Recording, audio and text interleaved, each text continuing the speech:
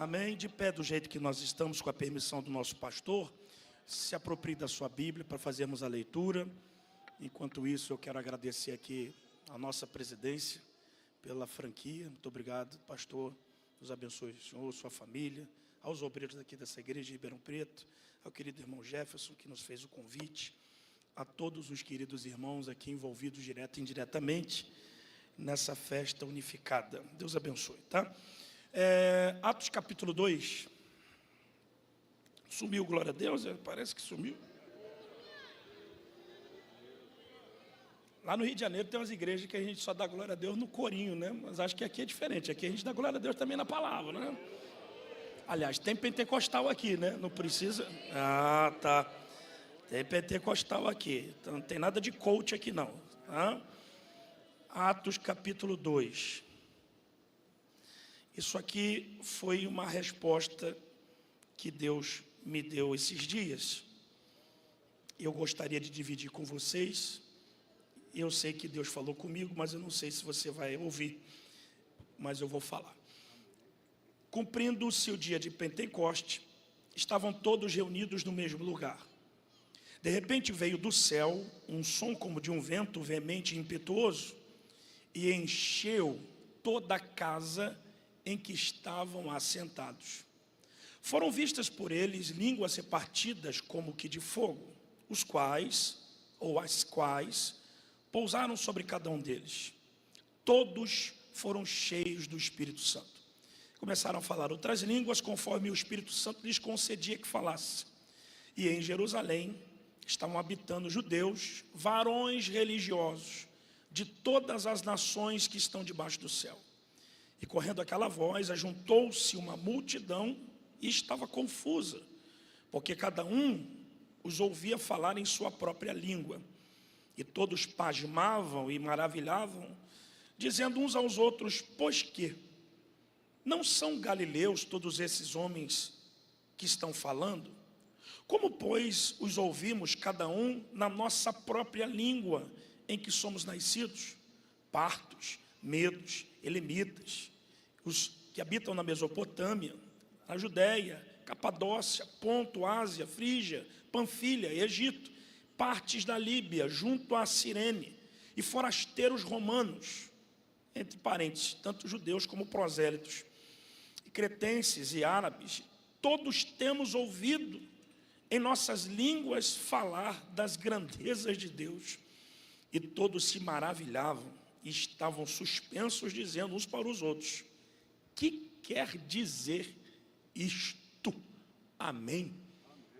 Senhor, nós precisamos ouvir a sua palavra. Nosso coração está aberto para isso. Já te adoramos, já te louvamos, já entregamos a nossa oferta. E nessa manhã, como a nossa mente está fresca, repousada, porque o Senhor nos guardou durante a noite de sono, fala conosco. Fala como uma brisa, fala como um trovão, fala como um som de muitas águas, fala como fogo, fala como água, do jeito que o Senhor quiser falar. Que nós saiamos daqui nessa manhã de domingo, celebrando o teu nome, certos de que a sua palavra nos alcançou e nos direcionou para a glória do teu nome. Amém e amém. Toma seu assento, por favor. Dê um glória a Deus aí. Eu disse aqui que essa palavra ela veio debaixo de uma pergunta que eu havia feito para Deus alguns dias atrás. Na verdade, Deus tem me proporcionado a gentileza de poder pregar para jovens, né? Minha linguagem é muito mais jovial do que para pessoas um pouco mais maduras. E a gente envolvido nessa questão de juventude, né? Os nossos jovens de hoje eles são muito mais evoluídos do que os jovens do passado. E percebendo algumas canções que estão na moda, que eles cantam hoje, eu me fiz uma pergunta. Estava num culto e eu ouvi uma canção dizendo que eles tinham desejo de que Deus fizesse outra vez. Outro dia eu estava ouvindo alguém dizendo, através de uma música, que está gastando tudo por ele. E eu fiquei perguntando para Deus, ali sentado no altar, por que ele não faz novamente tudo aquilo que ele fez no passado? Aí você vai dizer que nós mudamos, mas Deus é imutável. Sim, lógico. Existem algumas coisas das quais nós considerávamos como princípios e hoje, na verdade, ficou somente na nossa lembrança. E eu sei que esse público que está hoje aqui me ouvindo, na maioria são pentecostais e continuistas. E a pergunta da nossa geração que está indo embora é por que os milagres, o mover, o poder de Deus, que frequentemente acontecia nas nossas reuniões, está com mais dificuldade de ser manifesta em nosso meio. Aí eu precisei me debruçar na Bíblia e ler alguma coisa para poder tentar entender o que é que nós precisamos fazer para que Ele faça novamente. Porque a questão aqui, virando a chave, não é saber se Ele tem poder de fazer tudo o que aconteceu na Bíblia. É saber o que nós precisamos fazer para que Ele faça novamente. Então nós não podemos nunca, jamais, aceitarmos como pentecostais e assembleanos que somos, um culto morno, um culto sem manifestação. Por isso que nós somos continuistas. Porque a diferença do continuista para aquele que é cessacionista é que nós cremos que o que está escrito aqui pode ser transliterado em vida prática. Então não é só um livro de meditação, é um livro prático. Então debaixo disso a gente acredita em manifestações de anjos, de poder, de ressurreição de mortos, de milagres, de perna que cresce, de ouvido que se abre, de boca que fala, amém? De olhos que enxergam. Nós acreditamos nisso. E tudo isso vem a partir do texto de Atos capítulo 2. Por isso, talvez vocês saibam disso, os obreiros, por favor, depois me corrijam. Tudo que nós quisermos saber sobre crescimento de igreja, sobre discipulado, sobre evolução, sobre oferta, sobre relacionamento interpessoal, como igreja, nós precisamos debruçar em Atos capítulo 2. Porque, na verdade, Atos capítulo 2 não é a inauguração da igreja, é a reinauguração da igreja. Porque a igreja já existia desde a fundação do mundo. O Apocalipse vai dizer que o Cordeiro foi morto antes da fundação do mundo. Então, antes que o mundo fosse criado, que o pecado fosse manifesto, Deus já tinha um altar, Deus já tinha um Cordeiro, Deus já tinha uma estratégia, Deus já tinha um plano. E há quem diga que o pecado foi um atentado ao projeto original de Deus, mas a redenção colocou o projeto no seu devido lugar novamente. Então, a partir desse momento, existem alguns desafios pelos quais nós precisamos vencer. E acredite, esse evangelho coach que nós estamos vivendo, esse evangelho massagem no ego, que nos dá muito mais direitos do que deveres, não é o evangelho que nós aprendemos. Por isso, alguns princípios básicos que eu anotei aqui antes de entrar no texto, talvez façam sentido para que a gente possa, no final desse culto, abraçar o Espírito Santo e sermos renovados por Ele. Primeiro, eu entendo que o avivamento ele não chega sobre a vida de uma igreja quando nós estamos enfrentando uma indiferença espiritual. Apocalipse capítulo 3, versículos 15 ao 16, diz que Ele conhece as nossas obras, que nem é frio e nem é quente. Então o problema é que nós, como membros da igreja, precisamos viver uma fé prática e com fervor, e não só uma fé teórica. Eu não posso simplesmente ouvir uma boa mensagem e não praticar aquilo que eu estou ouvindo. O que precisa ser vencido é a falta de sede, de confiança e da acomodação com o status de uma falsa espiritualidade. Não é a roupa que nós vestimos, não é o estilo de música que nós cantamos, mas é o fervor do nosso coração. Uma outra coisa é que o caminho para o avivamento é a gente voltar ao primeiro amor, como o Senhor disse a essa igreja. Voltar e cultivar uma vida de jejum e de oração. Segunda coisa, qual é o segundo desafio que nós precisamos vencer? Segunda coisa, pecado oculto e tolerado. Na verdade, antigamente nós tínhamos os cultos em que as pessoas confessavam os seus pecados. Se alguém tem um pecado para confessar, vem aqui na frente e confessa antes de tomar a ceia. Em alguns lugares, isso não existe mais. E aí a gente vai levando uma vida, colocando poeira para baixo do tapete, achando que Deus não está vendo essas coisas. E eu acho isso muito duro, mas é bom falar, porque o juízo de Deus primeiro vem na casa de Deus, para depois alcançar os que estão lá do lado de fora. Abacuque capítulo 3, o Senhor usa o profeta para dizer: aviva a tua obra no meio dos anos. Mas antes de fazer justiça sobre a população que está sofrendo, faça primeiro uma correção dentro da sua casa. Então tudo que Deus vai fazer, primeiro vai começar dentro da casa dele. Então eu não posso jamais omitir essa questão. E acredite, o diabo não quer tirar mais ninguém da igreja. Ele quer fazer com que desenvolvamos a ignorância, porque pela ignorância a gente não confessa, mas desvia. Pela ignorância a gente não trata, mas a gente se afasta. Aí Isaías capítulo 59, 2 vai dizer que as nossas iniquidades é que fazem separação entre nós e o nosso Deus. Qual é o nosso desafio? Pecado não confessado enfraquece a autoridade espiritual da igreja. Por que a gente vê em alguns lugares muito ajuntamento e pouco poder? Pecado oculto. Por que a gente vê muito movimento e pouca autoridade? Poeira debaixo do tapete. Mas eu me lembro que quando eu era solteiro, eu varria poeira para baixo do tapete, porque a minha mãe mandava arrumar a casa, e eu com preguiça não pegava a pá, mas varria poeira para baixo do tapete. Um dia minha mãe chegou em casa e levantou o tapete dizendo: você pode achar que me engana, mas eu já sabia que você varria para baixo do tapete. Um dia talvez você vai ver Deus levantando o tapete de alguns lugares. Mas aí você não vai dar glória a Deus, eu entendi por quê.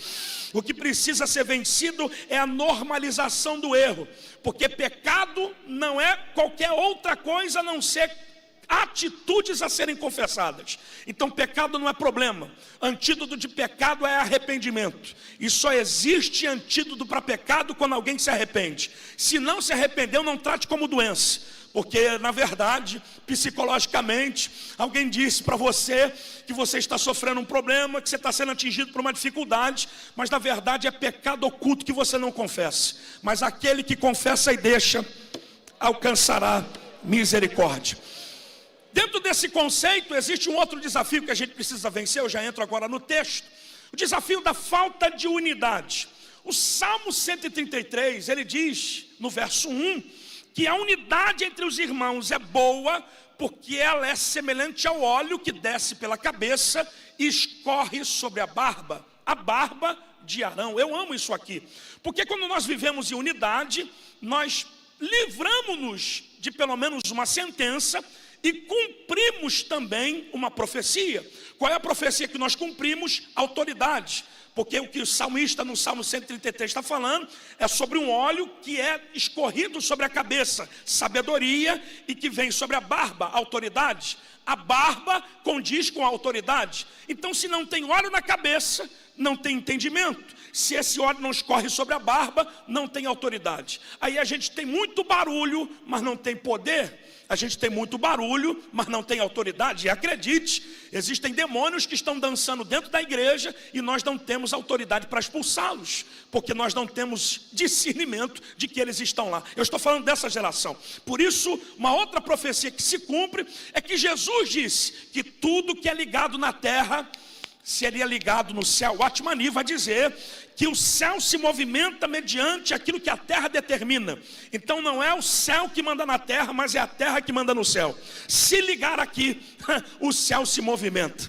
Eu gostaria muito de fazer você entender que é por isso que existem muitas divisões. E Paulo, escrevendo à igreja de Corinto, ele vai corrigir os partidos de que, na verdade, estavam torcendo para os seus pregadores prediletos. Um era de Paulo, outro de Apolo, outro era de Pedro. E Paulo vai dizer que Cristo não estava dividido, porque nem Apolo, nem Paulo, nem Pedro é alguma coisa, mas Deus ou Cristo que dá o crescimento. Porque um planta, outro rega, mas é Jesus que dá o crescimento. Então a gente precisa vencer o desafio da falta de unidade. Partindo desse princípio, eu estava lendo um livro que está totalmente envolvido com essa questão de avivamento. Esse livro se chama Porque Tarda o Pleno Avivamento. Talvez você já tenha lido. Eu fiz questão de grifar algumas frases que são extremamente pertinentes para esse ambiente. Primeiro, o autor, que é Leonard Ravenhill, ele vai dizer o seguinte, que o avivamento custa caro.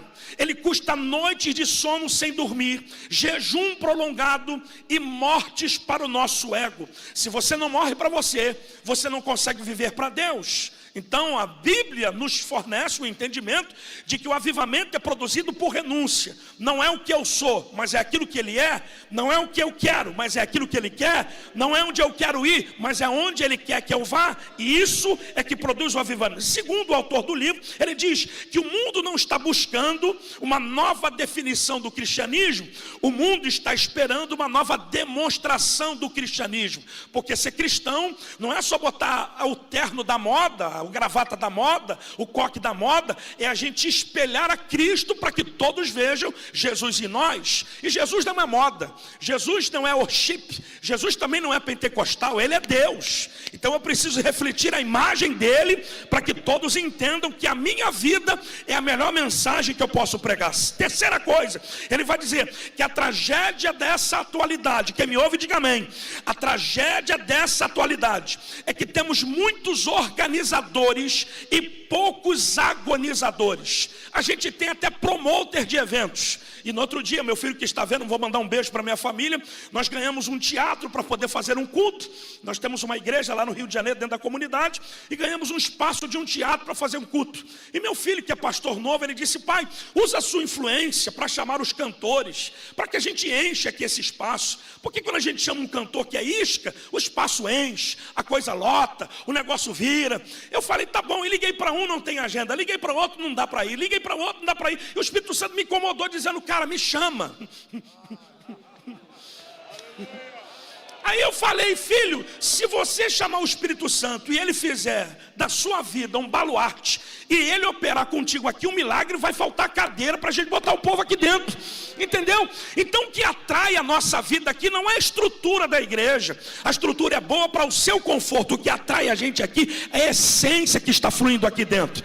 Quando as pessoas afluíram para Cafarnaum, na casa da sogra de Pedro, da beira da praia, porque não era a casa de Jesus, mas era a casa onde Jesus passava, as pessoas não iam para lá por causa da estrutura da casa. Se a casa tinha ar-condicionado, se ela tinha rede, se ela tinha granito, se ela tinha porcelanato, isso não interessa. O que interessava é quem estava pregando lá dentro. Quem estava lá era Jesus.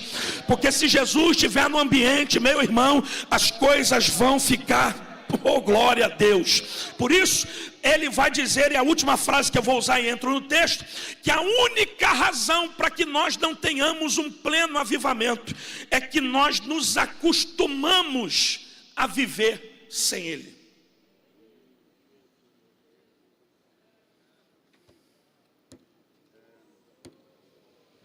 E como a gente vem para um culto que não tem nada de diferente, vira rotina. E tudo psicologicamente que a gente faz debaixo da rotina é chato. A gente já sabe que canta, já sabe que prega, já sabe da liturgia. E tem gente que não vem no início, que não gosta do hino da harpa. Tem gente que só vem na palavra, e tem gente que nem na palavra vem, porque só gosta da harpa e não gosta da mensagem, porque não é nada de novo. Mas se Deus descer aqui,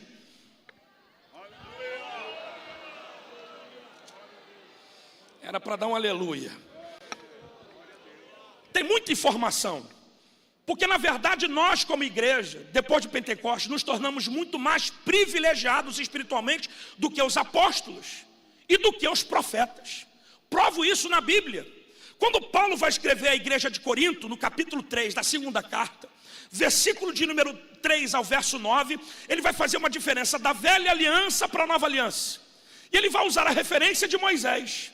E ele diz o seguinte, eu preciso ler com você para não perder essa unção e essa referência. Ele vai dizer o seguinte, a partir do verso 3, do capítulo 3, da segunda carta de Paulo: porque já é manifesto que sois vós a carta de Cristo, ministrada por nós, escrita não com tinta, mas com o Espírito do Deus vivo, não em tábuas de pedra, mas em tábuas de carne do coração. Ele está fazendo uma referência de que quando ele subiu, Moisés subiu ao monte, Deus escreveu com o seu próprio dedo em tábuas de pedra. Só que agora não existe tábua de pedra, a tábua agora é o nosso coração.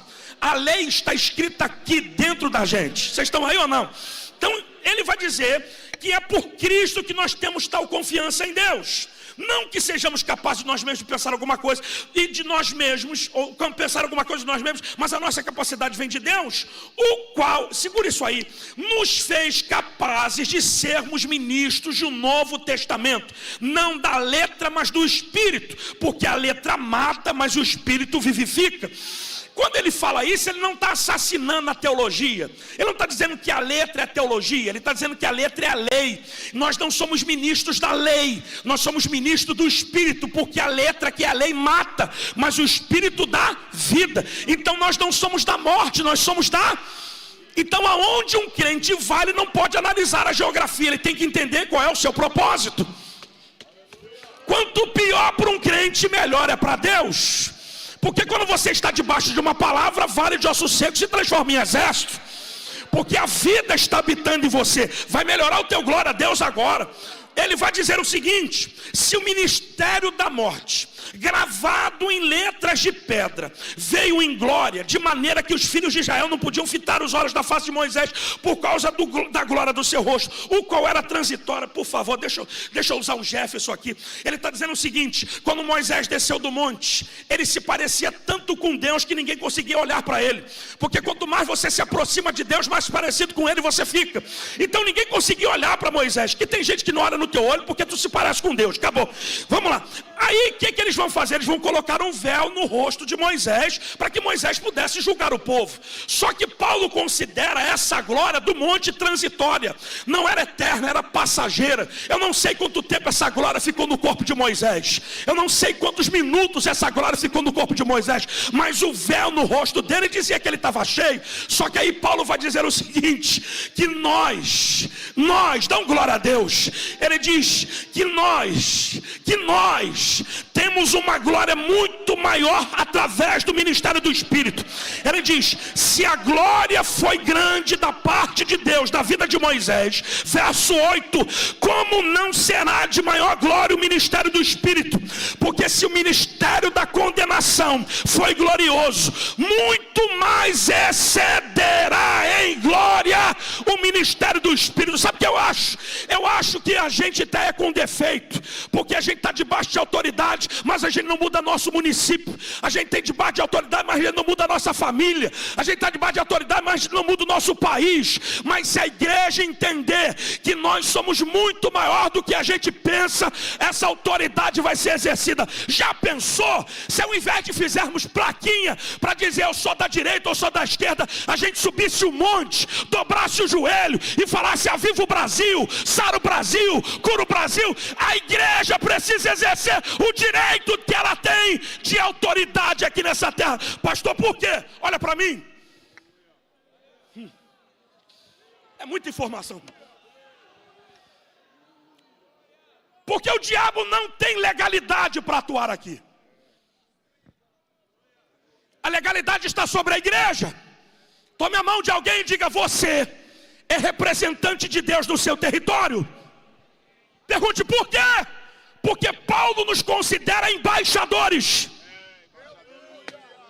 Embaixador é representante de um país.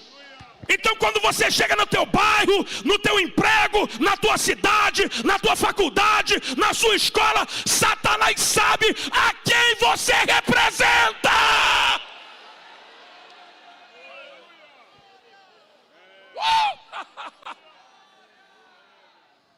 Pastor, como é que eu sei disso? Olha para mim. Jesus contou, eu preciso entrar no texto, está vendo como é que é? Jesus contou uma parábola chamada parábola dos lavradores maus. Mateus capítulo 21, verso 33 em diante, se eu não me engano. Ele diz que o pai de família arrendou uma vinha aos lavradores. Cercou de um valado e saiu do país. Arrendou, contrato de aluguel. Saiu e disse: eu vou voltar, mas ele não voltou. Ele mandou os servos para cobrar o fruto da vinha. Os servos foram apedrejados e mortos pelos lavradores. Quem são esses lavradores? Israel. Quem são os servos? Os profetas. Seja um palhaço, mas não seja um profeta. Que o Brasil está cheio de palhaço, mas está precisando de profeta. Ninguém deu glória a Deus.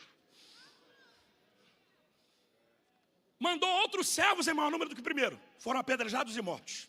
Até que ele teve uma ideia, mandou o seu filho, o herdeiro. Só que Jesus na parábola não é herdeiro, ele é semente. E a semente precisa passar por uma metamorfose. Ela precisa morrer para viver. E é só essa semente, chamada Jesus, que morreu na sexta, mas germinou no domingo.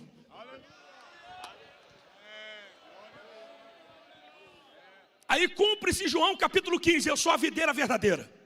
Só que na parábola ele morre. E qual é a ideia do pai de família? Pagar aos maus e arrendar a vinha a outros lavradores. Outro contrato de aluguel. Se o primeiro contrato de aluguel era para Israel, esse segundo contrato é para quem? Para quem? Para quem? Para quem? Então a terra não está submissa a demônios. O salmista no Salmo 8 diz que ele nos fez pouco menor do que os anjos, mas nos deu glória e honra, para nos fazer ter domínio sobre as obras dos seus pés, das suas mãos, perdão, porque todas as coisas colocou debaixo dos nossos pés. O salmista no Salmo 115, ele vai dizer que os céus são os céus do Senhor, mas a terra ele deu aos filhos dos homens. Aonde é que está a chave da autoridade da terra? Na mão da igreja. Mas aí nós nunca tivemos gente tão frágil nos últimos anos da igreja como nesse tempo. É muita gente mimizenta, muita gente frágil, muita gente fraca. Ao invés da gente disputar para saber como é que a gente vai fazer para crescer, a gente disputa qual é o remédio que a gente vai tomar para dormir. Nunca tivemos tantos ansiosos e depressivos na igreja. Eu não estou demonizando isso. Eu estou tentando fazer você entender que há 20 anos isso não era normal. Porque a gente não tinha estrutura, a gente só tinha Deus. A gente não queria gravata bonita, terno bonito, a gente queria poder.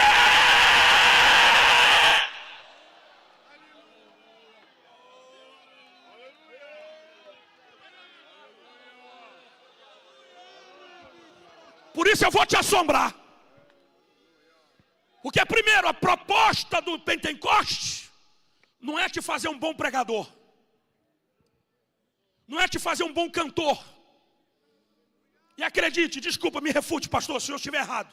Para pregar bem você não precisa do Espírito. Pregar é arte. Para cantar bem você não precisa do Espírito. Porque cantar é técnica. Agora para conviver você precisa. Para perdoar você precisa. Para amar você precisa. Vocês estão aí ou não?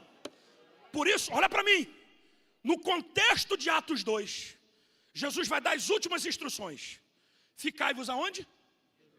Mas não é um lugar para se ficar. Mas por que se fica em Jerusalém? Porque é o lugar onde Deus fala. Irmão, perca a perna, perca a unha, perca o namorado, perca tudo, mas não saia do lugar onde Deus fala contigo. Era para dar um glória a Deus, mas vai melhorar. Até que do alto vocês sejam revestidos de quê? De quê? E esse poder foi manifesto para quê? Para pregar bem? Para cantar bem? Para dirigir culto? Para o quê? Ser o quê? E testemunha o quê, meu pastor? É ser um mártir. O poder nos foi dado para morrer em detrimento à causa. Então leia Hebreus capítulo 11. Que muitos decidiram a morte para alcançar uma melhor ressurreição do que negar. Segure a mão de alguém e diga: você não está sofrendo por causa da Assembleia, você está sofrendo por causa de Jesus. A unção que Ele te deu é de resistência. Porque tem coisas que você não vence, mas o poder que opera em você te ajuda a suportar. Chora, mas não larga a obra. Chora, mas não abandona o trabalho. Chora, mas não recua. Chora, mas não entregue na mão de quem não tem chamado.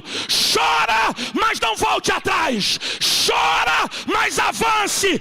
Chora, mas vai cantando. Chora, mas vai semeando. Deus está dizendo que depois que Ele te ungiu, não tem como voltar.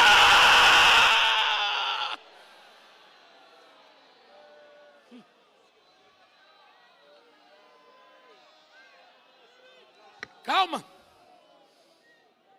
A minha tese é que nós não seremos arrebatados nesse modelo de igreja que a gente tem.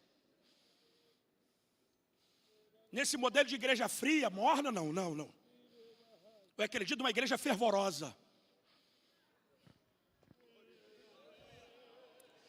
Jesus está dizendo para ele: não se ausente de Jerusalém, E ele está subindo sendo mais leve do que a pena. Mais leve do que a gravidade. Quando eles estão olhando para o céu, desce 2 anjos.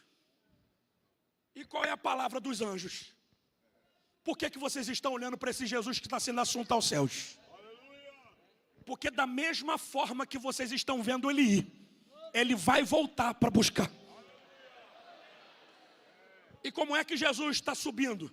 Dizendo, receba um tratamento melhor, receba uma chave, receba o carro, receba o iate, receba o quê? Poder. Se o anjo está dizendo, do jeito que ele foi, ele vem. Então quando ele vir, não vai encontrar uma igreja fria. Tome a mão de alguém e diga, eu acho bom você ensaiar agora dando aleluia e glória a Deus. Eu acho bom você levantar essa mão, desengessar esse braço e dar um brado de glória a Deus. Porque os milagres vão voltar a acontecer e Deus vai te usar para isso. Só que aí tem um problema. Me corrija aqui.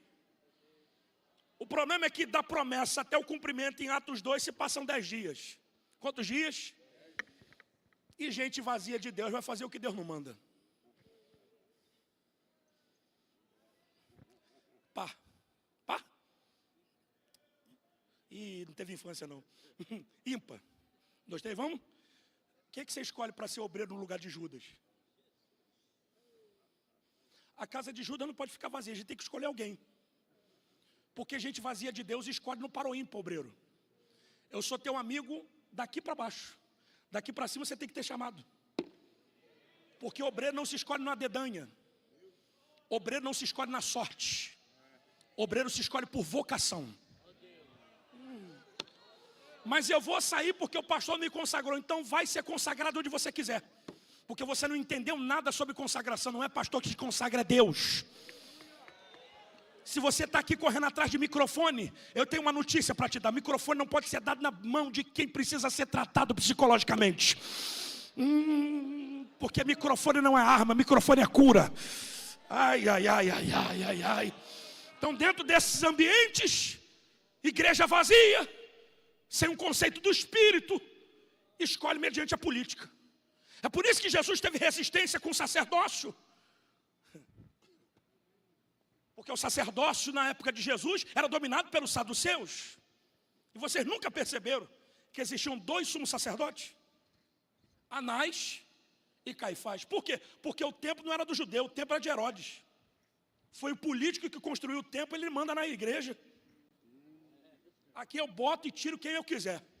Só que Jesus não está. Segure a mão do teu irmão e diga, Jesus não fica na panela. Diga, Jesus é contra o sistema. O sistema está vindo de lá, Jesus está passando de lá. Dá um glória a Deus aí que vai melhorar. Quando eles escolhem diferente depois de Pentecostes, que eles oram para saber quem é que Deus vai escolher. E acredite, eles escolheram Matias. Quem já ouviu falar de Matias aqui, levante a mão. Não é um pregador aqui de São Paulo. É o Matias de Atos 1. Você já ouviu falar dele? Quantos livros ele escreveu? Quantas doutrinas ele escreveu? Qual o legado que ele deixou? Por quê? Porque esse lugar não era dele. Talvez você não tenha sido chamado porque Deus está te livrando de sentar num ambiente que não é teu. Esse lugar talvez seria de Barnabé, mas Barnabé é inteligente e entendeu que era de Saulo. Porque ser um bom obreiro é entender que o lugar não é seu. Você tem que ceder espaço para quem é melhor do que você. Mas o problema é que a gente está vivendo uma igreja que você não faz e não deixa ninguém fazer. Não bota a mão, quando alguém bota a mão você fica criticando. Parece que a gente fica lutando contra a gente mesmo. Ninguém deu glória a Deus, né? Fica guerreando de bico, de boca calada, não dá um glória, fica com raiva, não sei o que é, parece que tem um demônio na vida dele.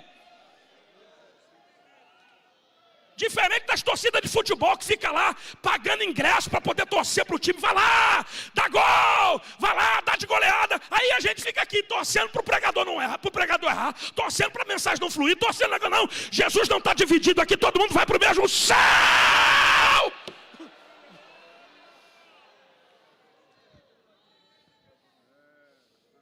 O que eu acho maravilhoso que durante esses 10 dias de erro, a Bíblia começa a dizer em Atos capítulo 2, que cumprindo-se o dia de Pentecostes, 50 dias depois da Páscoa,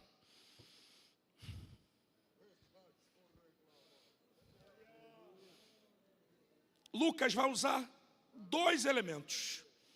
Estavam todos reunidos no mesmo lugar, quando de repente veio do céu um som, como de um vento impetuoso e veemente.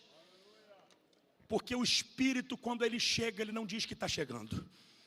Ele simplesmente chega porque ele foi chamado para chegar. Ai, ai, ai, ai, ai. Agora olha para mim. Desde as instruções até o cumprimento em Pentecostes, se passaram 10 dias. E o que eles estavam fazendo nesses 10 dias, além de escolher as pessoas erradas? Orando. E por que às vezes não acontece a glória e o avivamento que a gente espera? Porque a gente não ora. A gente não ora, mas as academias estão lotadas de crente. E eu não tenho problema de ver você emagrecer. Ainda bem que eu não vou para a academia. Eu vou entrar na caneta e já resolvo o meu problema. Mas enquanto a academia está cheia, o ciclo de oração está vazio. Mas quando o pau quebra nas irmãs de oração, que a gente vai para pedir oração para resolver o problema da gente. Que a gente não entendeu nada sobre oração. Jesus nos instrui sobre oração, dizendo que você e eu não podemos orar como gentios e como hipócritas. Os hipócritas oram na praça pública, porque hipócrita faz live para dizer que está orando. E oração não é live. Porque eu não preciso orar para falar para você que eu estou orando. A oração é a comunicação que reside no relacionamento, que promove a intimidade. Você começa falando de você, daqui a pouco é Deus que está falando contigo. Porque você entra na oração com aquilo que é seu, mas sai da oração com aquilo que é de Deus. Oh, glória. A minha tese sobre oração é que a oração não é exigência. A oração é válvula de escape da alma. Talvez seja por isso que essas meninas de 13, 14, 15, 16, 19 anos estão aí na flor da idade sofrendo de ansiedade. Porque não ora. A oração não é impostar a voz para dizer para Deus que você tem poder. Senhor, meu Deus e meu Pai. A oração não é usar palavras bonitas de sentidos vazios. Porque ele disse que o vosso Pai conhece as vossas necessidades sem que antes vocês peçam. Então não há nada que eu fale para Deus que surpreenda a Deus daquilo que Ele é. Mas um coração quebrantado e um espírito contrito.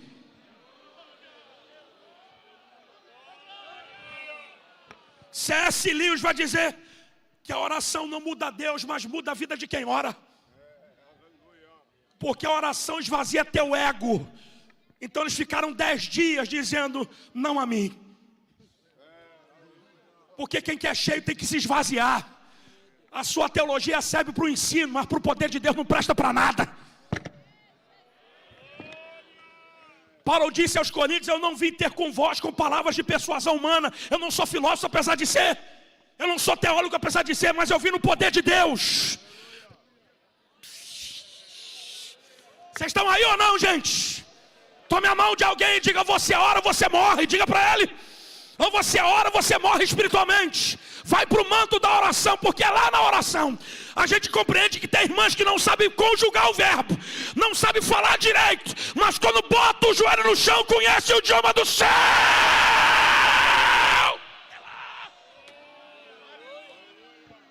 A gente fica soberbinho até a hora que a crise chega na casa da gente. Que quando a crise chega na casa da gente, até do emprego a gente sai mais cedo para ir no... Aí esse que está o nosso problema. A gente prosperou. Em alguns lugares a prosperidade é um mal, porque nos afastou de quem nos fez prosperar.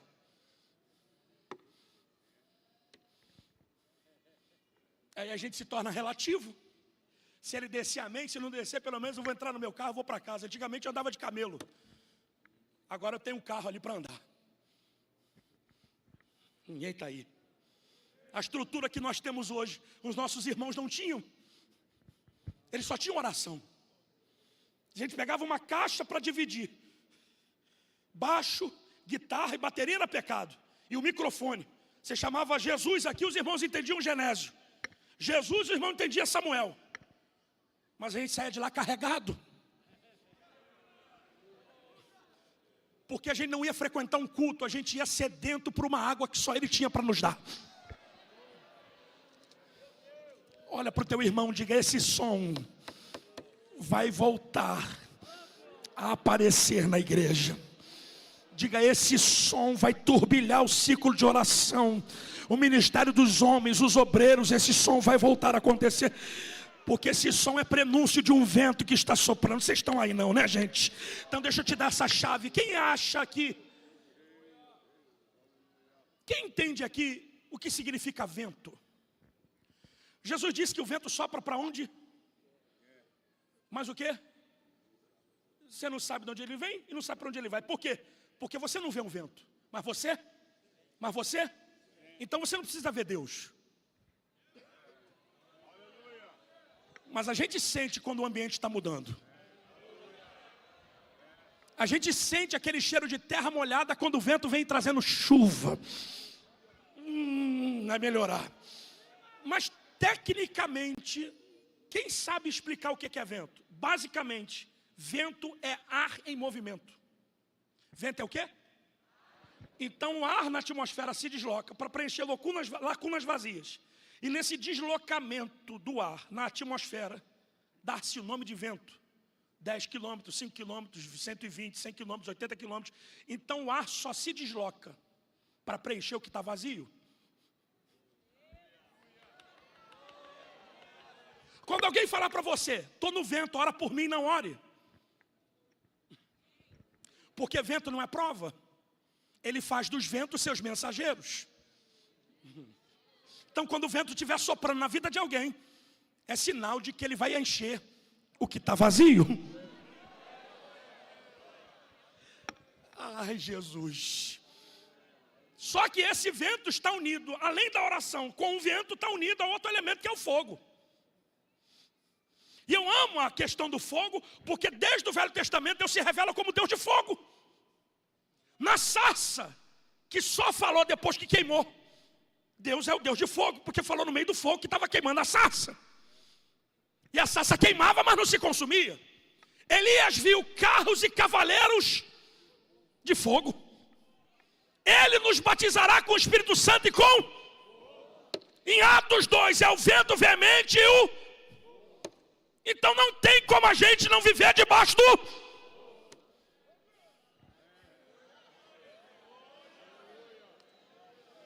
Agora dá um sorriso. Por que Lucas, já encerra agora, propositalmente coloca esses dois elementos no mesmo texto? O vento que sopra e o fogo que queima. Porque quando a gente vai fazer aquele churrasco que hoje você vai fazer em casa, né? A gente descobriu que a gente só precisa de uma centelha. E depois, ó...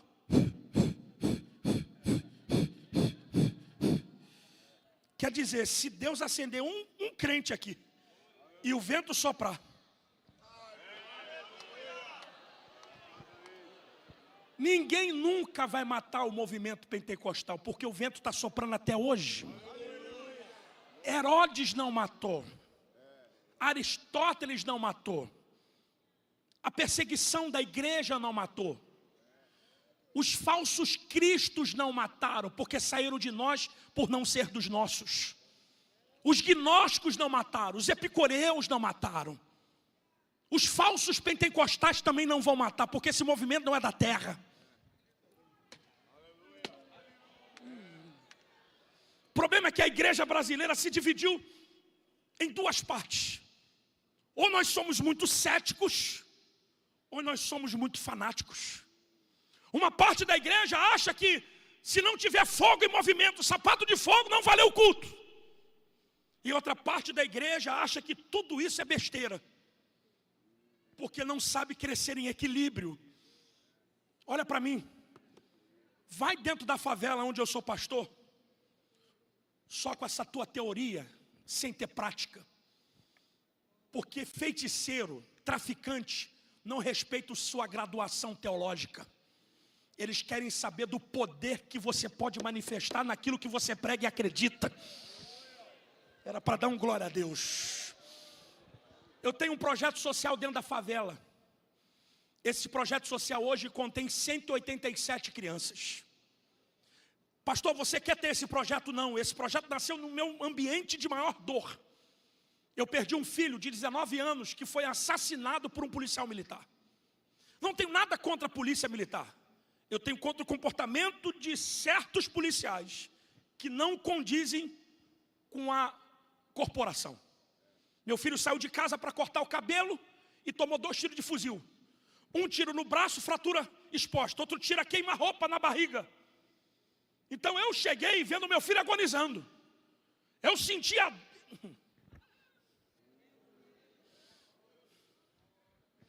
Eu orei por ele. Eu pedi para que Deus livrasse. Em algum tempo da minha vida eu disse, Senhor, que o meu filho tivesse cadeira de roda. Que ele tivesse tetraplégico, mas que ele tivesse vivo. Mas naquele dia eu aprendi que a morte não respeita ninguém. A vida não mima a gente. E o que me manteve de pé não foi os livros que eu li, não foi os cursos e simpósios que eu fiz, foi o quarto que eu fui.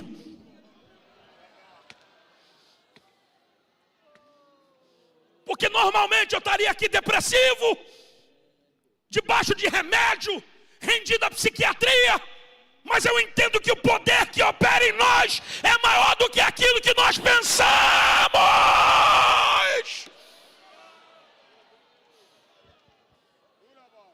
O projeto social foi a minha terapia. Como adoração e oração. A oração é terapêutica. Experimenta passar uma noite orando para tu ver se tu não acorda melhor. Adoração é terapêutica. Dar glória a Deus não é chamar Deus para o culto, porque Deus já está aqui. Dar aleluia não é fazer com que a mensagem fique melhor. Quando você dá glória e dá aleluia, você está arrumando uma desculpa para Deus ficar perto de você, porque adoração é isso. Adoração não é pedir para Deus descer. Adoração é uma desculpa que Deus arranjou para ficar perto de quem adora. Dá um grito de glória para tu ver se não fica melhor. Dá um grito de aleluia para tu ver se não fica melhor. Levante uma mão, levante a outra e dá um brado para tu ver se não fica melhor.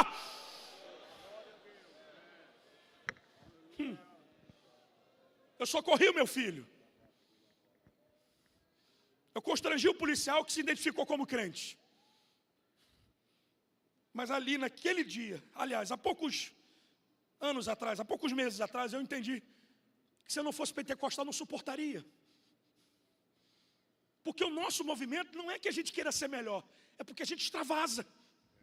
A gente vem para o culto para extravasar, para quebrar o tamanco, para rasgar a gravata e sair daqui todo escangalhado, mas dizendo, valeu a pena ir lá para o culto hoje. Aí fica você com essa cara de boneco reborn.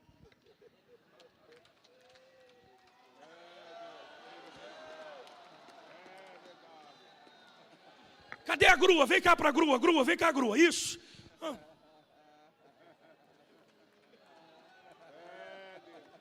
Mas quando o Corinthians faz gol, você grita, né? Quando o Parmeira faz gol, você grita. Tu pensa que Deus não está te vendo. Jesus pagou o preço por você e tu fica quieto. O jogador de futebol nem sabe que tu existe e você grita. Cadê o povo da Assembleia de Deus em Ribeirão Preto para dar um brado de glória?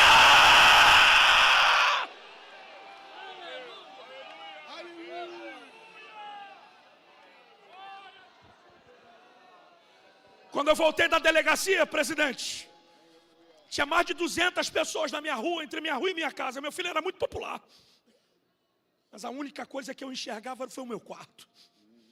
O quarto onde Deus me deu diversas mensagens, onde eu orei, irmã, para Deus mandar mantimento. Porque a gente sempre foi pobre. E diversas vezes eu tive que entrar no quarto para pedir a Deus misericórdia para mandar o leite, o pão e a linguiça. E eu nunca imaginaria que eu tinha que orar para Deus cuidar de mim, porque eu estava sendo mutilado. Pastor, o teu filho era traficante? Crente. Ele tinha uma camisa escrita: eu sou a Bíblia que o mundo lê. Sabe o que as testemunhas falam do inquérito? Que entre o primeiro e o segundo tiro ele disse: eu sou crente, meu pai é pastor, chama meu pai lá.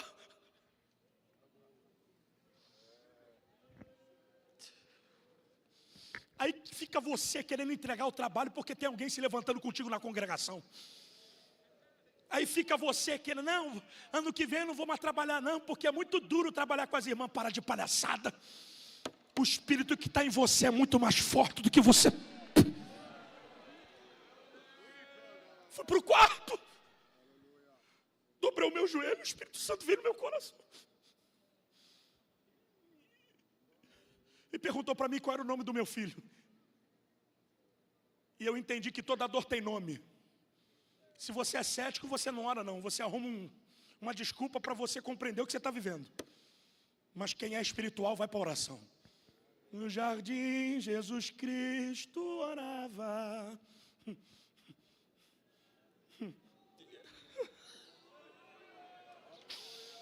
O Espírito Santo veio no meu coração e fez a outra pergunta: qual era o número da camisa que ele jogava? O Lucas estava jogou em 3 clubes. O último clube ele jogou. Sempre nos clubes que ele jogou com a camisa de número 22. Sempre. E estava fazendo curso de mecânica de moto, porque se não desse certo no futebol, ele queria abrir uma oficina de moto. E perguntou se eu poderia ser sócio dele. Eu falei: vamos ver, filho. Eu não tive tempo para isso. Eu falei: 22. E o Senhor me disse: qual a idade que ele tinha quando você me devolveu? Ele: 19. Quando eu montei o texto, que eu lembrei da Bíblia, eu abri a Bíblia, Lucas 22, 19, está escrito: tendo partido o pão, deu graças e disse: esse é o meu corpo que é partido por vós, comei ele todos. Quando eu fechei a Bíblia, o Espírito Santo veio no meu coração dizendo: você nunca vai saber o valor de uma alma se você não souber a dor que é perder uma.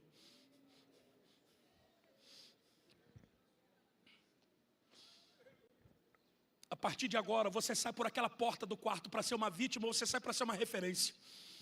Porque é a vida pela vida. Deus está dando opção para alguém aqui. Ou você recomeça a tua vida hoje, ou você estraga ela de uma vez por todas. Mas as desculpas que você está dando para Deus, Ele não vai aceitar mais. Ele já respeitou teu choro, tua lágrima e teu luto. Agora Ele está exigindo de você o que você vai fazer com a dor que você está sentindo. Sabe o que eu descobri? Que você pode manipular a dor que você sente. Ou você pode se vitimar com a dor, você pode transformar a sua dor em força. Eu só estou aqui porque a minha dor se transformou. Tome a mão de alguém que está ao seu lado, diga: você pode muito mais do que uma lágrima. Você pode muito mais do que uma dor. O Espírito que habita em você é o mesmo que ressuscitou a Jesus de Nazaré. O Espírito que está em você é de ousadia, de coragem. Vocês estão aí ou não? Então o que está faltando em você não é capacidade, é coragem. Satanás tentou te anular até o final desse mês, mas hoje Deus está dando uma resposta para o inferno, que a glória da última casa vai ser maior do que a primeira. Hoje Deus está respondendo a Satanás que ele não vai abrir mão do teu chamado, do teu ministério, ele não vai abrir mão da tua família. Ele está disposto a ir contigo até o final dessa jornada.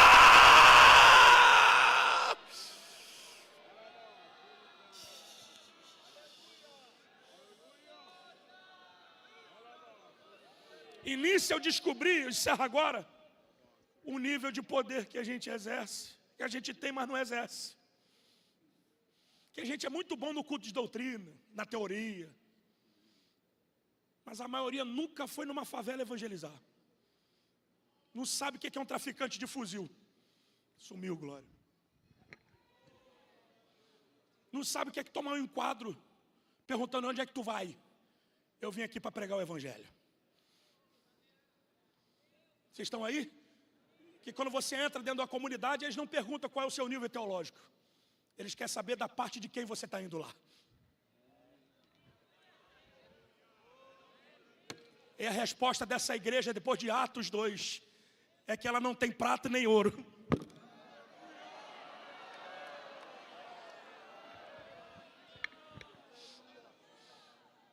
tive alguns episódios que marcaram minha vida. Amarraram um garoto lá para poder matar, para morrer. O garoto roubou lá a barraca de um cara.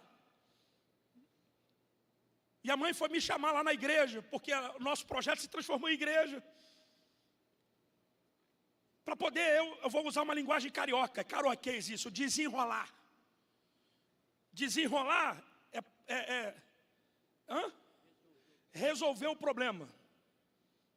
Lá dentro da boca, da biqueira. E eu nunca resolvi isso, porque eu sempre fui playboy de igreja. Pregadorzinho de meia tigela, que fica tirando foto de aeroporto para dizer que está indo pregar. Eu era assim. Hashtag portas em automático, vaidade. No mil, glória a Deus, né? Bocó que fica botando aí agendas abertas. Se a agenda da terra está aberta é porque a do céu já fechou. Porque quem te banca não é promotor, quem te banca é o Espírito Santo, é Ele que te promove. Fica entregando teu ministério na mão de quem não tem chamado para poder te promover. Quando chegar um produto melhor do que você, ele te descarta. Mas o Espírito Santo, quando vê que você está fraquejando, ele te recicla. Ele te renova. E fui. Cheguei lá com a cara e a coragem, o traficante olhou para mim e disse: qual é, pastor? Sai daqui, porque aqui é nós. Eu falei: aqui não é nós nem a gente, aqui é o crente que chegou. Eu quero falar com o rapaz aí, pastor, aqui não tem desenrolo, é uma linguagem carioca, não tem conversa. Eu falei: eu quero conversar, deixa o menino comigo aqui. Não, ele vai ficar de exemplo. Sabe o que é ficar de exemplo? Vai morrer. Mas o garoto tem 13 anos. Não, ele é reincidente. E quando o garoto chegou perto, que ele estava do meu lado, o cara já pegou ele pelo colarinho e já deu um soco na cara dele na frente da mãe. Sangue escorreu porque cortou o supercílio. E do lado de um carro que era furtado, estava o outro amarrado também já para morrer. E o cara roncando lá, falando alto, dizendo: vai embora, porque aqui é nós. Eu falei: me respeita, pastor, vai embora. Pegar o menino, botou dentro do carro e levou para uma outra extremidade da favela. Eu olhei para o meu filho que está me assistindo, que é o jovem pastor Anderson. E disse: agora o que a gente faz? Ele disse: pai, não sei. Eu falei: o não a gente já tem, vamos atrás. E fomos atrás. Que parece que quanto mais você perde em detrimento a Jesus, mais vivo você fica. Aí a gente não tem nem mais a nossa vida por preciosa. Aí é Ele que exalta, é Ele que faz. E fui, pastor. Fui atrás do carro. Cheguei lá, uma distância como daqui, os irmãos que estão ali.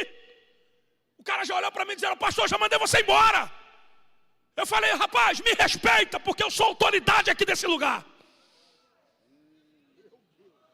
Sou eu que oro para a polícia não matar vocês. Sou eu que cuido dos seus filhos quando estão lá com o nariz cheio de meleca. Eu sou o pastor do projeto, me respeita. Ele: pastor, vai embora porque não tem desenrolo. Aí subiu uma ira. E eu entendo que às vezes o Espírito Santo ira a gente para a gente arrumar coragem.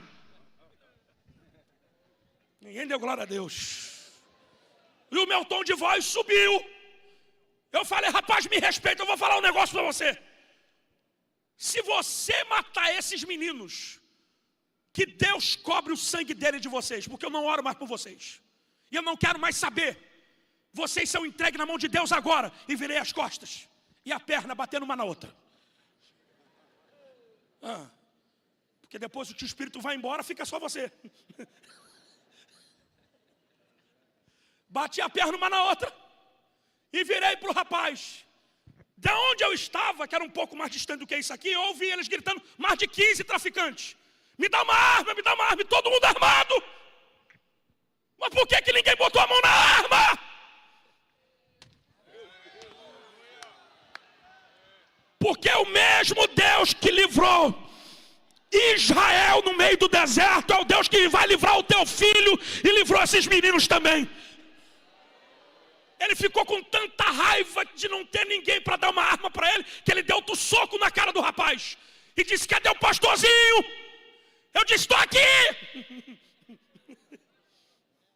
Leva esse garoto embora, porque Deus acabou de dar um livramento de morte para ele.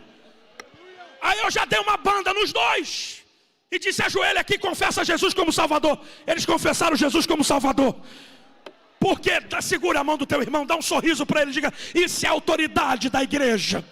Porque onde o Estado vai com fuzil, com R-15, com helicóptero, a igreja chega com o Espírito, com o Evangelho, com a palavra. O Estado tira a vida, mas a igreja dá vida. O Estado arranca o filho da mãe, mas a igreja devolve o filho restaurado.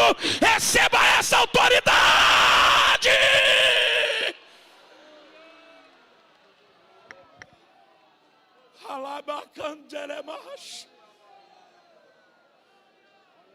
Nós não aceitamos mais cultos reborn. Daqui para frente os nossos cultos serão pentecostais. Olha para o teu irmão, diga para ele: daqui para frente você vai ver surdo ouvir. Você vai ver os aleijados se levantarem da cadeira. A gente vai voltar a preparar o espaçozinho ali para botar as muletas, botar os... Era para dar glória a Deus, mas está tudo bem. Eu fui pregar na Assembleia de Deus em Várzea Paulista, em 2019, antes da pandemia. E eu chamei os irmãos para vir na frente para orar pelos batismos com o Espírito Santo. Você acredita em batismo ainda? Não? Ah, tá. Aqui, ó. Chamei na frente. E quem conhece Várzea Paulista sabe que a igreja é gigantesca. E eu estou do outro lado da igreja. Quando eu olhei o ministério de surdos todo ali, eu falei: pensei comigo, o que esses surdos estão fazendo ali? Eu não vou orar para Jesus curar, eu vou orar para batizar. Aí, meu irmão, o evangelista tomou conta de mim. Eu falei para a tia do ministério de Libras: diz para eles que Deus vai dar uma experiência para eles agora. E depois que fala, a perna bate uma na outra, né? Não dá para voltar atrás. Ela falou para eles, começaram a se emocionar, ela também. E o Espírito veio. Daqui a pouco, está lá, está filmado isso. Olha lá, pastor Albert Ferreira em Várzea Paulista. Está lá filmado isso. Daqui a pouco os surdos. Calma. Eles não voltaram a ouvir, mas estavam batizados e falando em línguas. Se eles não ouvem, como é que eles falam? Porque se o mudo consegue ouvir, você que ouve tem obrigação. Não muito longe, agora no mês de março, eu estava pregando no congresso da Almadeb em Brasília. Nós chamamos na frente as pessoas para serem batizadas com o Espírito Santo, os jovens. E Jesus batizou outro mudo lá com o Espírito Santo. Está lá na filmagem. Agora você que ouve, tu não consegue abrir a boca nem para dar um sorriso. Isso é sinal que, se você não quer fazer, Deus está chamando as pessoas limitadas para fazer. Enquanto você está preocupado com a marca do carro, se tu vai comprar um carro BYD ou se você vai comprar um Corolla, tem gente dizendo: eis-me aqui, usa a minha vida.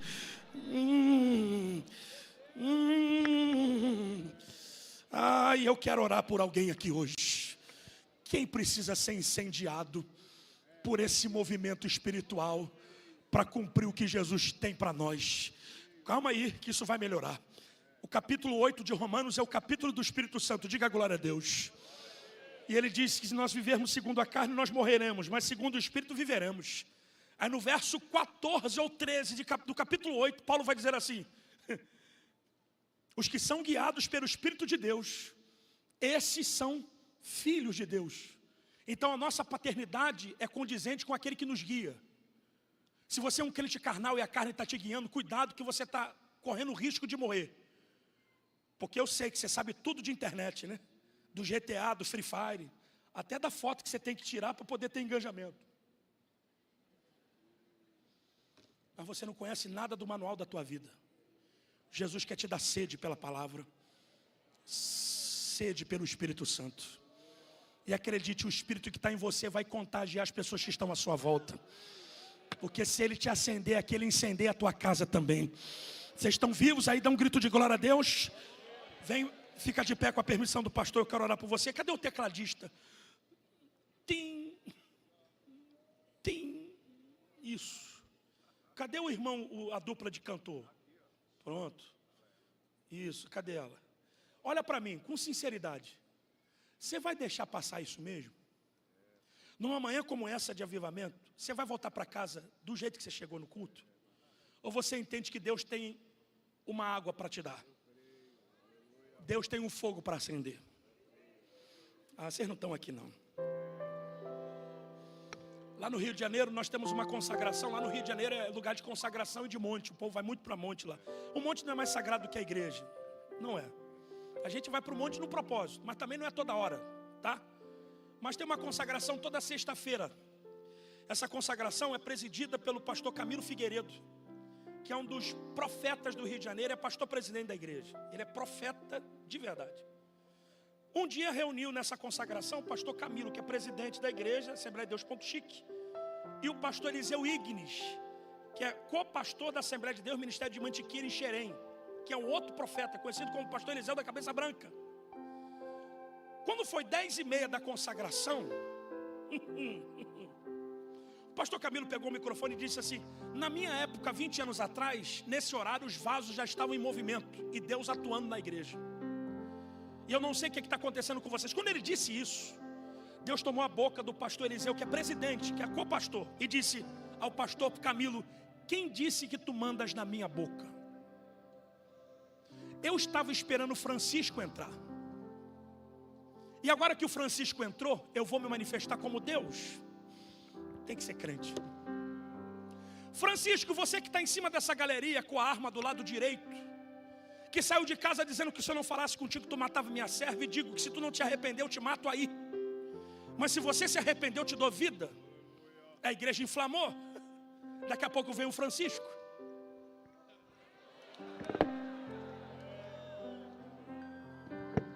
Pegou a arma que estava do lado direito e botou no altar. A igreja inflamou. Porque Deus não fará coisa alguma sem antes revelar os seus servos.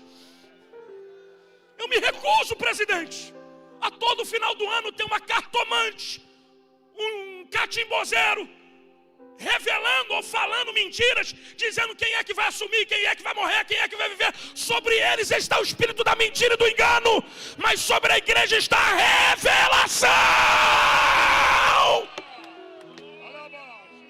Mas como você se cala? Mas vai mudar.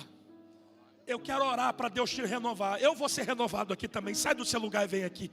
Pastor, eu tenho muito desejo de ser batizado com o Espírito Santo. Vem aqui na frente. Pastor, eu tenho desejo de ter dons espirituais. Vem aqui na frente. Pastor, eu tenho desejo de falar em línguas pela primeira vez. Eu tenho desejo de marchar, de correr. Eu não sei o que você quer, mas se você quiser o Espírito Santo, vem aqui na frente. Vem.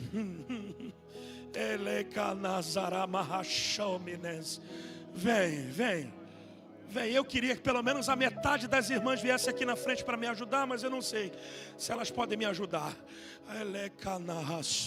Pelo menos metade dos varões também que já estão cheios de Deus, viesse aqui para me ajudar. Isso. Você que é jovem, está lutando contra a carne, está lutando contra você mesmo. Você está lutando contra os teus demônios, que só o Espírito Santo vai te ajudar a vencer isso. Só o Espírito Santo vai te ajudar a vencer isso. A depressão, só Ele te ajuda a vencer. A ansiedade, só Ele te ajuda a vencer. A síndrome do pânico, só Ele te ajuda a vencer. E quando Ele desce para curar, Ele cura sem sequelas. Vocês não estão vivos aqui hoje. Vem, vem, isso, sai do seu lugar e venha. Pastor, eu quero ativar o meu ministério, eu quero ser avivado, eu quero ser renovado. Venha, venha, venha. Ninguém é super-homem, Deus não te fez de aço. Não leve ele além do que Ele te deixou. O mundo é natural, a carne é mortal. É a realidade para chegar no ideal. O inimigo luta pra você deixar a cor. Sem ela ele sabe que você deixou Jesus.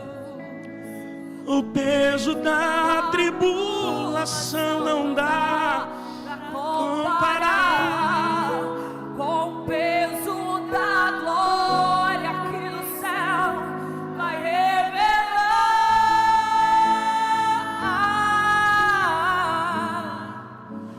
despreze a sua cruz, ela tem sua medida. Deus um dia calculou. Ele conhece a força e a fraqueza de um pecador. O Calvário declarou com o sangue de Jesus. para o mundo seu valor. Não despreze a sua cruz. A renúncia é um braço de equilíbrio para você. Hoje você não entende, mas um dia irá saber que as pegadas de Jesus são o mapa do tesouro. Deus tem recompensa para você. Capela. A cruz É a responsabilidade do fiel. É o domínio sobre a carne, a ponte para o céu. Diga sim pra Deus. Ele está fazendo uma limpeza, tirando o lixo. A trajetória Ele está te esvaziando. Ele escreveu. Não despreze a sua cruz, ela tem sua medida. Deus um dia calculou. Ele conhece a força e a fraqueza de um pecador. O Calvário declarou com o sangue de Jesus para o mundo seu valor. Deixa eu orar por você. Não despreze Eu quero orar por você. a cruz. Olha para mim. Sem Jesus a nossa vida não tem sentido. Ele te amou e me amou tanto que Ele decidiu fazer morada em você. Então não tem esse negócio de quando você chegou aqui, Ele chegou primeiro. Ele chegou contigo. Ele habita em você. Você é templo do Espírito Santo. Você é morada do Altíssimo.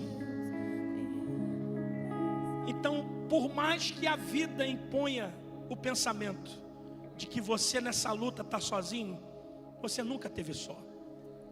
A resposta não é uma exigência de que Deus vai te... Aliás, a oração não é uma exigência de que Deus vai te responder. Porque às vezes Deus não responde, mas a certeza que o Espírito te dá é que você está sendo ouvido. A gente paga 250, 300 reais para sentar num divã de um analista. E a pergunta que ele faz para a gente é: o que te trouxe aqui? O Espírito Santo, todas as vezes que você sai da sua casa, te traz aqui, ele pergunta o que você veio fazer aqui. Mas você fica quieto, você se cala. Eu te desafio a fazer como Zaqueu. Jesus está aqui hoje, olhando para você. E só você agora vai falar aonde é essa dor que você está sentindo. Segura na mão dele e fala: Jesus, é aqui que está doendo, me ajuda, me cura aqui, me restaura. Oh! Aleluia. Fecha os teus olhos. Vocês vão cantar. Espírito Santo, nós podemos imitar um aleluia e um glória a Deus, mas ninguém consegue imitar as lágrimas. A lágrima é muito mais do que uma emoção ou uma reação da derme ou da epiderme. A lágrima é o refrigério de uma alma batida, de uma alma aflita, de uma alma que precisa de socorro, que precisa de ajuda. Ninguém aqui está debaixo de maldição, porque a maldição já foi quebrada. Ninguém aqui está debaixo de demanda, de feitiçaria, porque para isso se manifestou o Filho de Deus, para desfazer as obras do diabo. Mas nós estamos atravessando vales. Seus filhos estão atravessando luta. Seus filhos estão atravessando adversidades. E a proposta dessa manhã é que só o teu Espírito pode nos ajudar. O Espírito nos conduz a isso. Não só uma vida de triunfo, mas uma vida de suportar aquilo que normalmente nós não podemos vencer.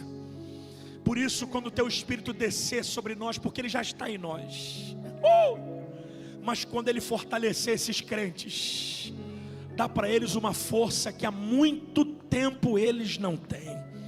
Que eles saiam daqui nessa manhã como se fosse o dia do primeiro encontro, como se fosse o dia do primeiro amor. Enche os teus filhos, enche até eles mudarem o idioma, que ninguém fale mais português, que eles falem o idioma que o homem e o diabo não conhecem, mas o teu Espírito discerne. A tua palavra diz que o homem natural não compreende as coisas do Espírito, porque parecem loucura, mas o espiritual discerne muito bem, não é discernido por ninguém. Nós não queremos super-homens, nós queremos pessoas cheias da tua presença. Enche agora, Jesus. Enche, Jesus. Enche, Jesus. Enche, Jesus. Derrama, Jesus. Derrama e visita teus filhos. Você pode resistir ao pastor, ao teu marido, à tua esposa, mas ninguém consegue resistir ao poder de Deus. Ele está te enchendo de dentro para fora, está mudando a tua vida de dentro para fora. A raiva está dando lugar à presença, a ira está dando lugar à presença, o fracasso está dando lugar à presença, a frustração está dando lugar à presença, o desejo de vingança está dando lugar à presença, o medo está dando lugar à presença. Então receba, receba, receba mais. Tem muito mais do que isso aí, tem muito mais, tem muito mais do que isso, muito mais, muito mais.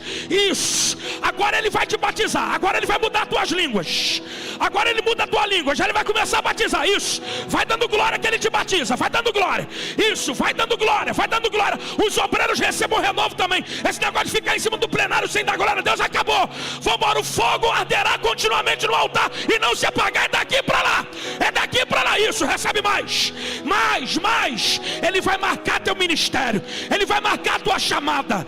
Parece que não ia acontecer nada, mas ele está dizendo para você: a glória vai ser maior, a glória vai ser maior. No lugar da vergonha, dupla honra. No lugar do pecado, abundância de graça. Recebe mais, recebe mais, recebe mais, recebe mais, recebe mais, recebe mais. Dá vontade de correr, pastor, corre. Dá vontade de rodar, pastor, roda. Dá vontade de marchar, pastor, marcha. Mas recebe, recebe, recebe, recebe mais, mais, mais, mais, mais, mais, mais, mais, mais, mais.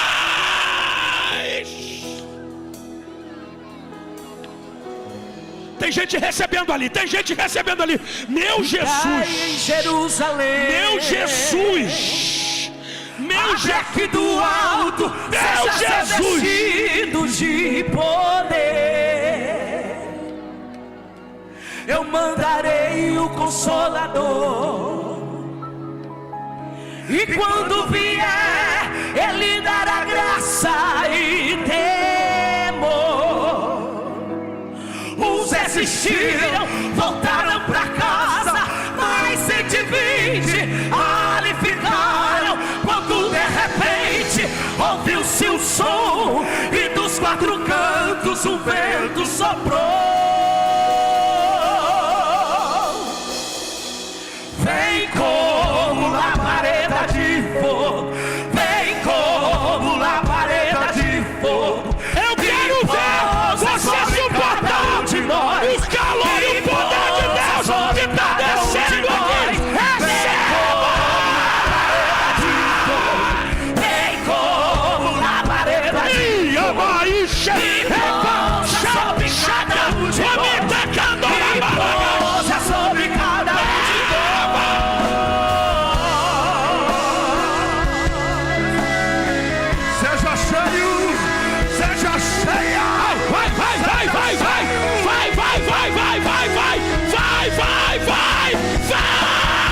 desistiram, voltaram pra casa, mais 120. Meu Deus, incendeia, Jesus! Incendeia esses obreiros! Incendeia, incendeia! Incendeia!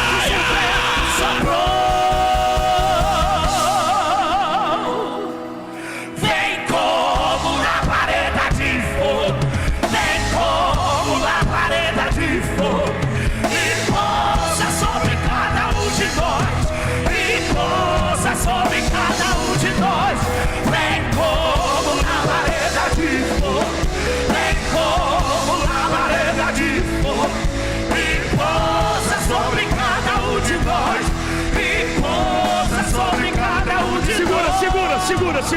Segure a mão do teu irmão, por favor.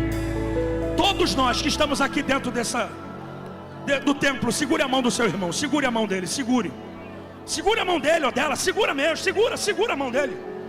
Segura bem apertado, segura, gente, vamos embora, me ajuda. Isso, segura.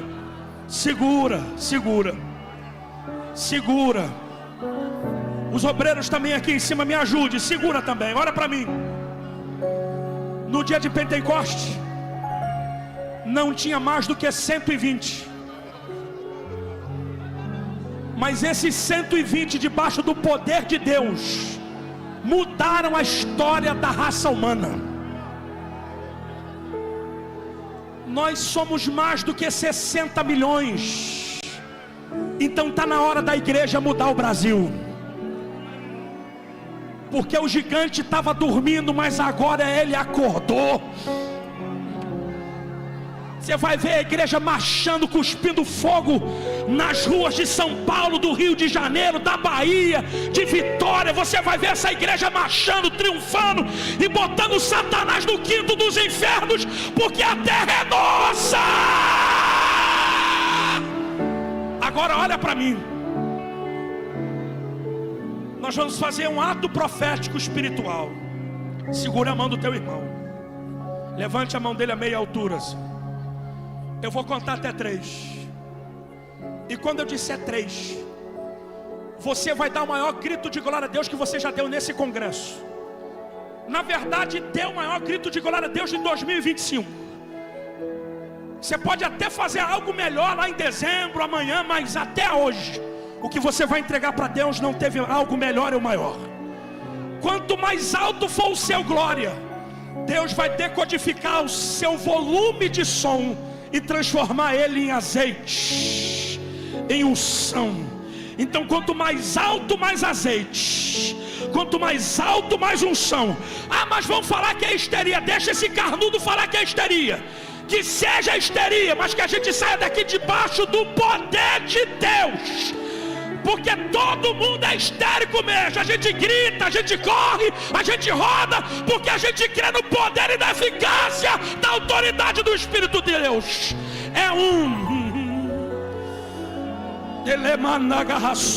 Eu preciso de 25, 30 irmãos orando em línguas agora. Ora em línguas. 30 obreiros aqui em cima já tem. Eu quero mais gente aí no plenário. 2. Deus vai te batizar com o Espírito Santo. 2,5. A Assembleia de Deus em Ribeirão Preto está cheia da glória de Deus.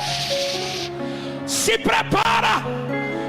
As portas do inferno não prevalecerão contra a igreja do Senhor. 3, dá um grito de glória.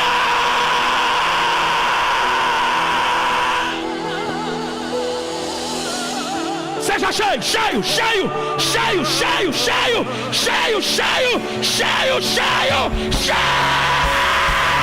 cheio, cheio.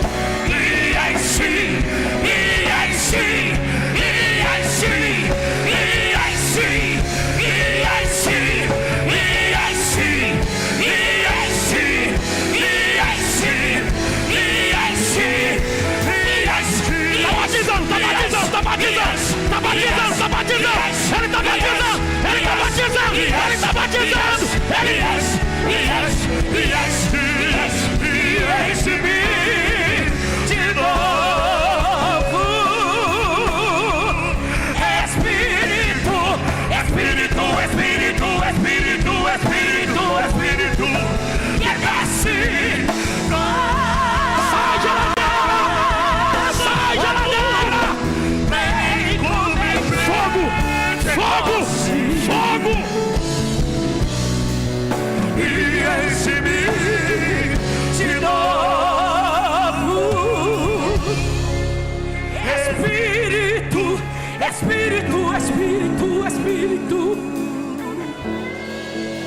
desce, tá descendo, tá descendo. Meu Deus, Tá olha isso, descendo, olha lá, olha vamos, isso. Olha lá, meu Vem Deus. comer em pé. Meu Deus. Meu Deus. E assim, Pisa na cabeça dessa serpente. Pisa.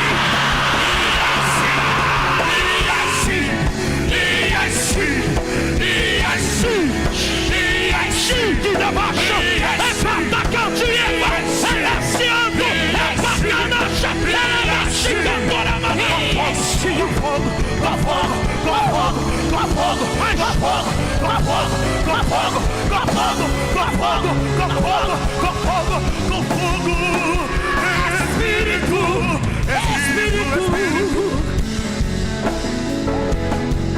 que desce como fogo, vem como em Pentecoste. Enche-me de novo. Quero saber se isso é fogo de palha ou se tem gente debaixo do Pentecoste.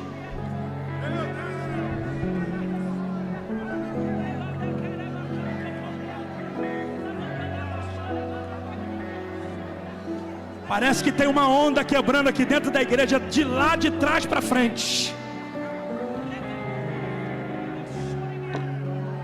Cadê as línguas estranhas dos obreiros, dos homens, dos varões? Cadê as línguas estranhas dos diáconos, dos presbíteros? Cadê as línguas estranhas das mulheres do ciclo de oração? Cadê dos jovens pregadores? Cadê? Não deixe o relativismo apagar a tua chama, não deixe. Não deixe o mundo abater a tua fé, não deixe. Queima, queima, queima, queima, queima, queima.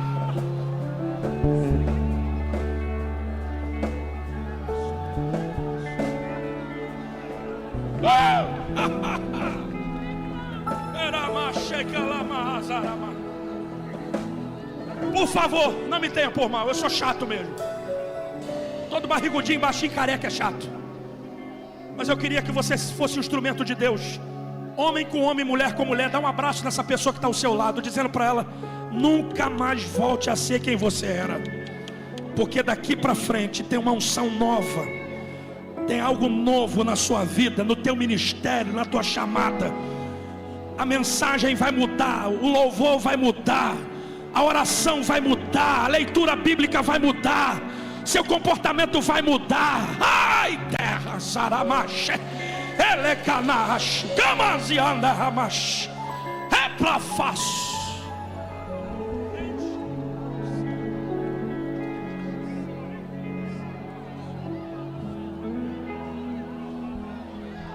Dá uma rajada de línguas estranhas, aí profetiza. Meu Jesus.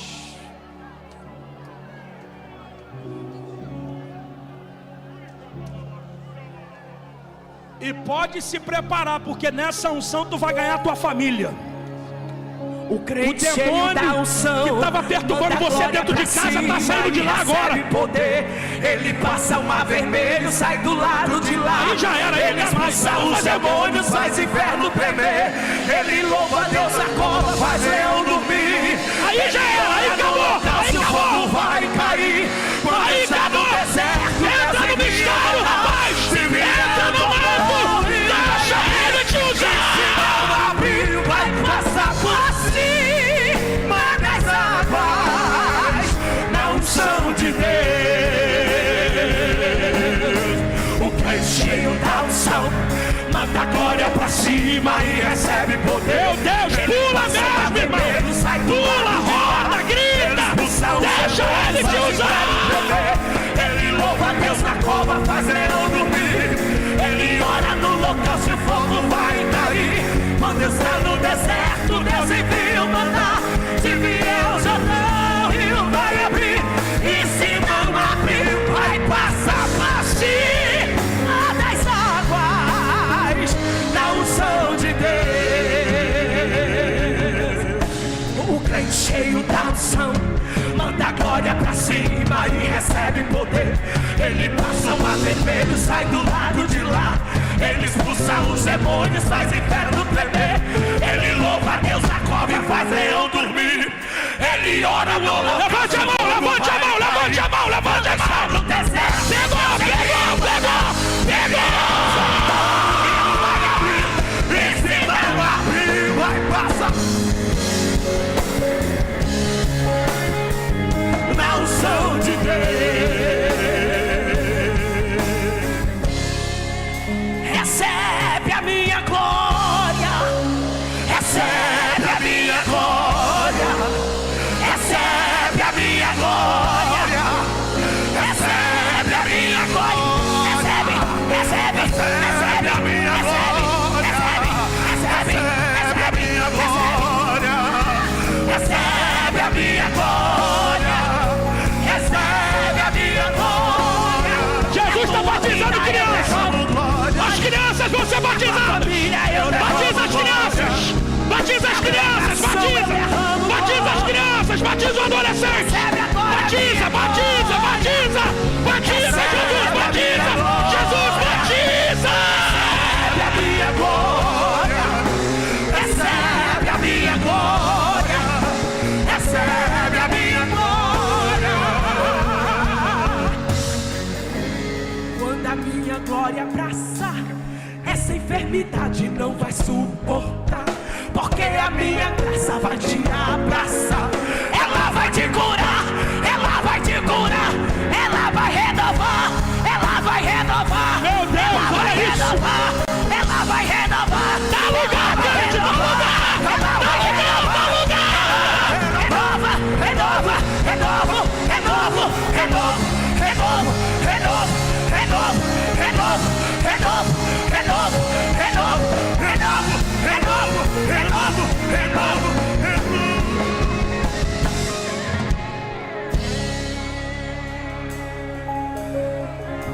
É demais, é demais, é demais o que Deus vai fazer.